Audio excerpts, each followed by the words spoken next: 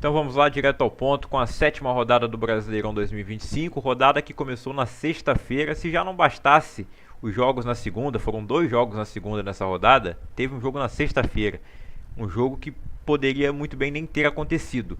0 a 0 para São Paulo e Fortaleza. O São Paulo segue sendo agora o único time invicto do Brasileirão, que o Flamengo perdeu na rodada, mas o São Paulo não vence. Ele tem apenas uma vitória no campeonato, que é contra o Santos. O resto é tudo empate. Em 7 jogos, 6 empates e 1 vitória, nenhuma derrota. O Zubeldia vai se sustentando aí com essa invencibilidade. Mas é aquele negócio, se empatar todos os jogos do campeonato, ou a maioria deles, ainda corre um sério risco de ser rebaixado. Você não vai ser campeão só porque não perdeu nenhum jogo, tem que ganhar a maioria.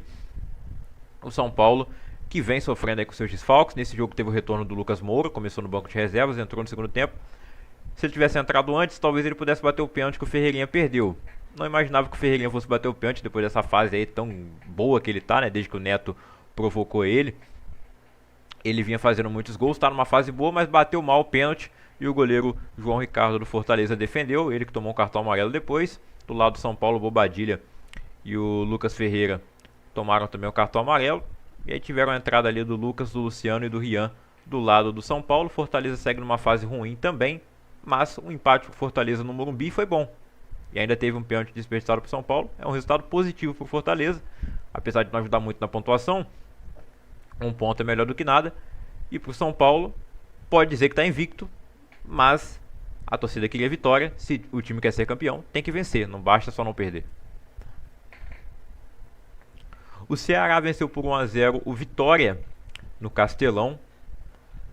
O Ceará vai fazendo um bom campeonato, principalmente nos jogos em casa. E, perdão, o jogo não foi no Castelão, foi no estádio Presidente Vargas.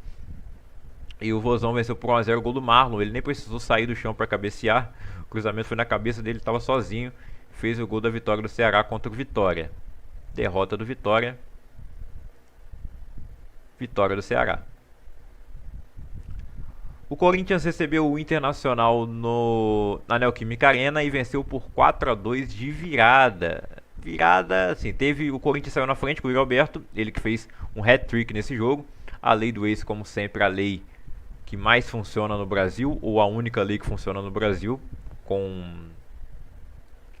como deve funcionar. E o Yuri Alberto não faz apenas um, mas faz 3 gols contra o Internacional. Abre o placar aos 25 minutos. Brian Aguirre empata para o Internacional aos 38. Thiago Maia vira para o Colorado. No segundo tempo, o Inter faz 3 a 1 com mais... perdão. O jogo é 4 a 2, né? Eu não sei porque que eu fui para 3 a 1. Mais uma vez. Quem está assistindo o corte, perdão pelo horário aqui. Aí eu já fui seguindo a linha ali, Bruno Henrique. Já ia falar de lei do ex de novo, mas não. Não foi gol do Bruno Henrique, ele foi expulso. E aí depois da expulsão dele tem o gol do Yuri Alberto. O segundo gol dele empatando o jogo para o Corinthians. E aí temos os acréscimos, que foram bem demorados, com muita polêmica de arbitragem. Como eu não vi o jogo ao vivo, não posso comentar especificamente sobre elas, mas assim, o jogo terminou e tava o corintiano, não só os torcedores, né, do Corinthians e do Inter, e também os jogadores, os influencers, os treinadores, todo mundo reclamando da arbitragem. Os dois times reclamaram da arbitragem, mas o Corinthians foi quem venceu. Teve um pênalti a seu favor e o Roberto foi lá, bateu, fez o terceiro gol do Corinthians e o terceiro gol dele no jogo. Craque da partida. E o Coronado, sim, o Coronado apareceu e fez o 4º gol, sacramentando a vitória do Corinthians. Segundo jogo do Dorival à frente do Timão, segunda vitória. O Dorival, que poderia ter dado pelo menos uma oportunidade para o Yuri Alberto na seleção, não fez isso. Mas vai aí a primeira partida que o Yuri é titular com ele foi poupado no meio da semana na Copa do Brasil. Joga agora e acaba com o jogo. Talvez ele seja convocado pelo próximo treinador. Mas é aquilo, o Yuri Alberto é bagre ou não é? Porque fica essa discussão. Para muitos ele é bagre, ele é um cara que faz bons jogos às vezes. Eu não acho que ele seja bagre, mas também não acho que ele seja craque. De qualquer maneira, a posição da camisa 9, a posição de centroavante da seleção, não tem um dono. Não tem. O Yuri Alberto foi artilheiro do último Campeonato Brasileiro e vai lutar novamente para ser desse ano. Agora, quanto ao Internacional, que é um dos times favoritos ao título, eu coloquei aí como um dos principais candidatos, ainda acho que seja, mas tem tropeçado um pouco ultimamente. Teve dificuldades para vencer seu jogo lá na Copa do Brasil, o empate com o Atlético Nacional em casa na Libertadores, começou perdendo no primeiro tempo, de 3-1, né? E conseguiu depois empatar no segundo tempo. Foi jogar os 3-3 lá na Libertadores. E no Brasileirão teve alguns tropeços também. Na última rodada eles venceram o Juventude, mas perderam pro Palmeiras em casa. Que não é também nenhum absurdo perder pro Palmeiras em casa e nem perder pro Corinthians fora, né? Não é absurdo. Tô dizendo que o Internacional está em crise. Como eu disse, pra mim ele ainda é um dos favoritos ao título. Mas tem que melhorar algumas coisas, né? O Inter tem vários campeonatos que ele entra como favorito, chega no final ele não ganha, né? Lembrando que eles ficaram 9 anos sem ganhar nada, voltaram a ganhar o Gauchão nesse ano.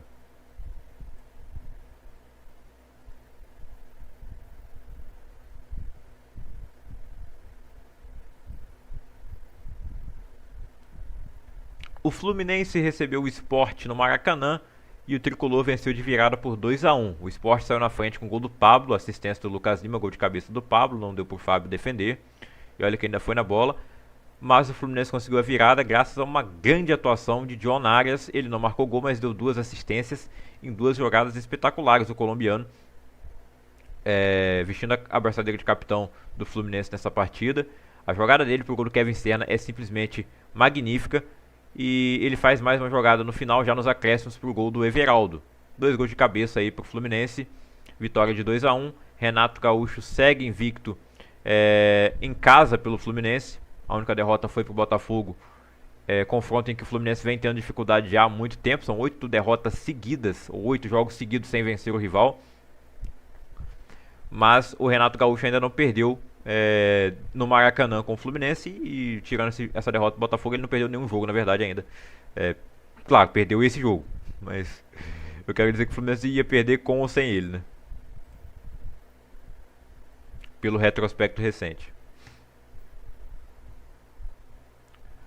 O Bahia venceu por 1-0 o Botafogo na Fonte Nova. O Bahia vai fazendo uma grande temporada até aqui, campeão estadual, líder do grupo da Libertadores, que é considerado o grupo da morte, com Internacional, Nacional e Atlético Nacional. O Bahia está liderando o grupo por lá. Venceu o primeiro jogo na Copa do Brasil e vai fazendo uma boa campanha no Campeonato Brasileiro. Nesse momento é o 6º colocado, dividindo a atenção com várias competições. O Bahia não tem um elenco tão robusto quanto o próprio Botafogo tem, apesar de não ser o mesmo elenco do ano passado. Mas ainda assim um elenco mais caro e teoricamente melhor que o do Bahia, mas não está rendendo o que o Bahia está entregando, né? O Rogério Ceni vai fazendo um bom trabalho, salvou o time do rebaixamento lá em 2023, levou o time a Libertadores em 24, ganha agora em 25 o estadual e pode sonhar com títulos maiores. Ainda tem a Copa do Nordeste também para acontecer. Eu acho que o Bahia pode fazer uma campanha longeva aí na Libertadores e uma boa campanha no Campeonato Brasileiro, credenciando ele aí a próxima Libertadores também. Título brasileiro eu acho muito difícil com esse time, mas dá pra sonhar sim com mata-mata. Ganhar uma Libertadores, uma Copa do Brasil não é impossível.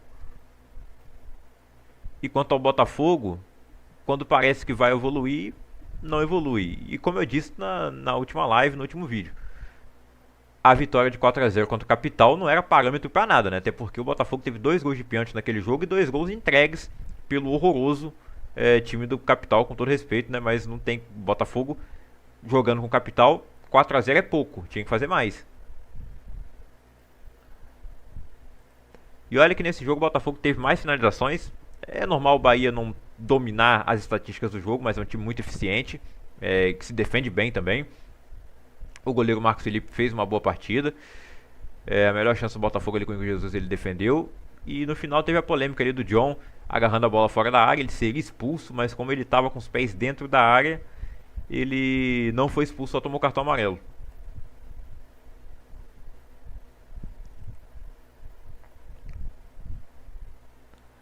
No domingo, o Grêmio venceu por 1-0 o Santos na Arena do Grêmio, gol marcado por Christian Oliveira. Esse jogo que foi de sangrar os olhos para quem assistiu. No mesmo horário tinha Vasco e Palmeiras, outro jogo também que não foi bom, mas foi melhor que esse aí. E acho que a Fórmula 1 foi mais legal de acompanhar nesse horário de domingo, né?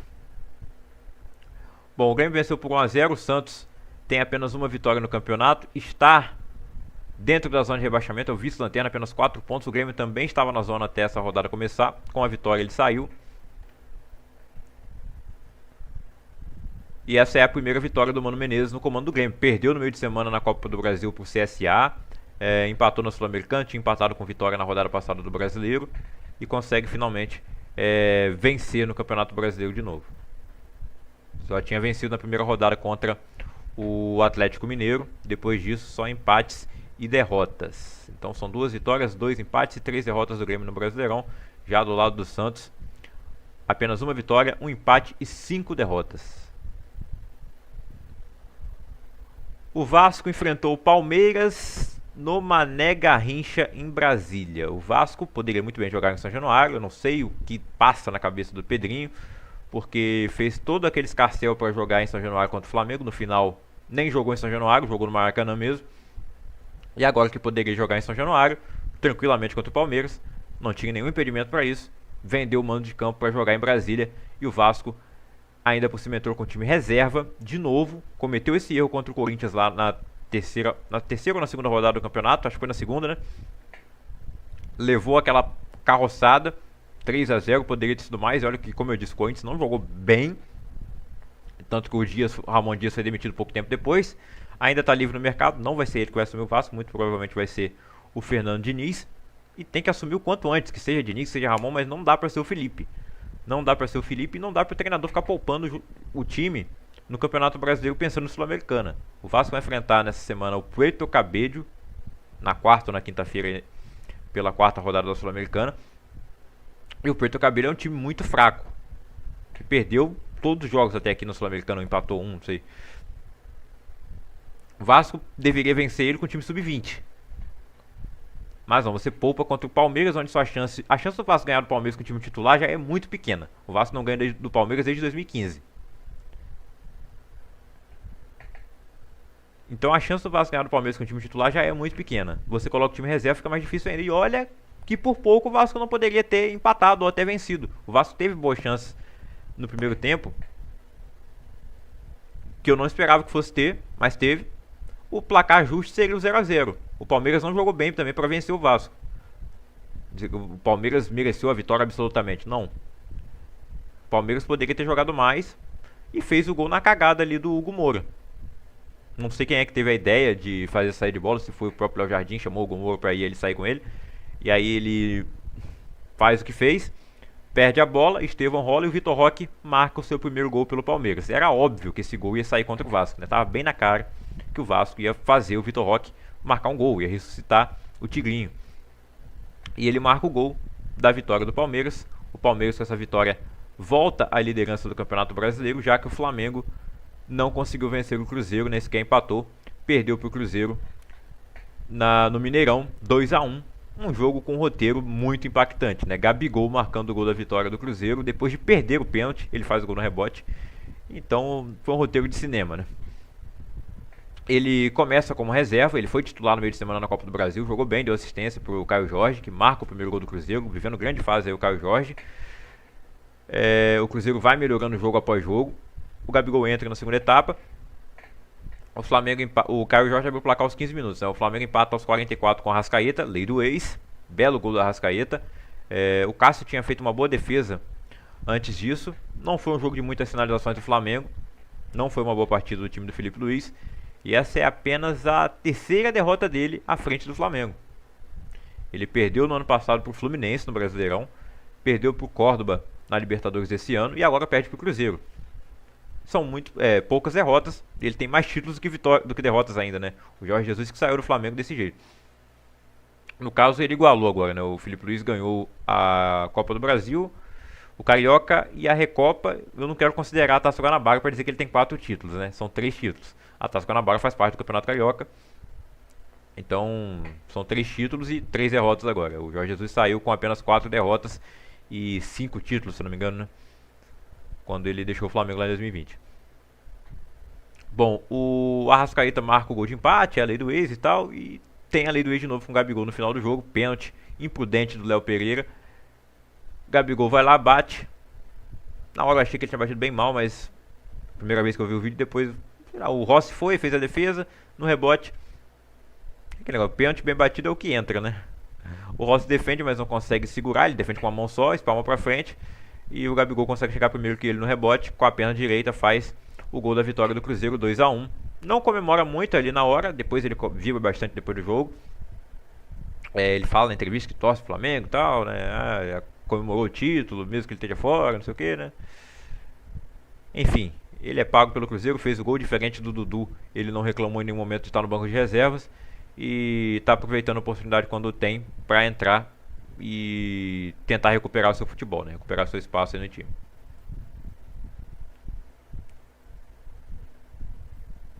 O Bragantino venceu por 1-0 o Mirassol e faz uma campanha de recuperação espetacular no Brasileirão, né? Eles perderam até no meio de semana na Copa do Brasil pro Criciúma, mas no Brasileirão, eu que coloquei o Bragantino como um dos times candidatos ao rebaixamento, no momento ele lidera o campeonato junto com o Palmeiras.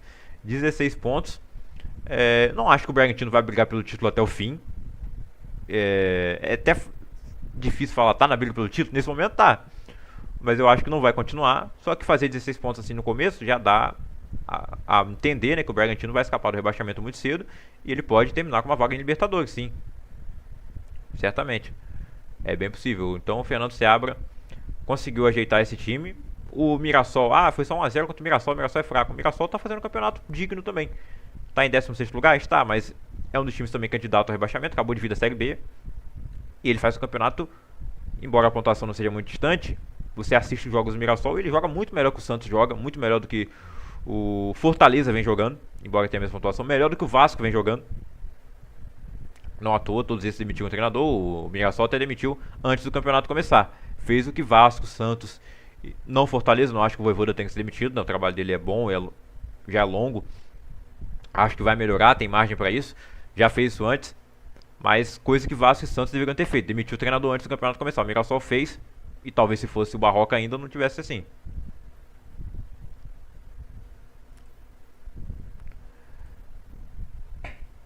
Isidro Pita fez o gol do Bragantino, tá?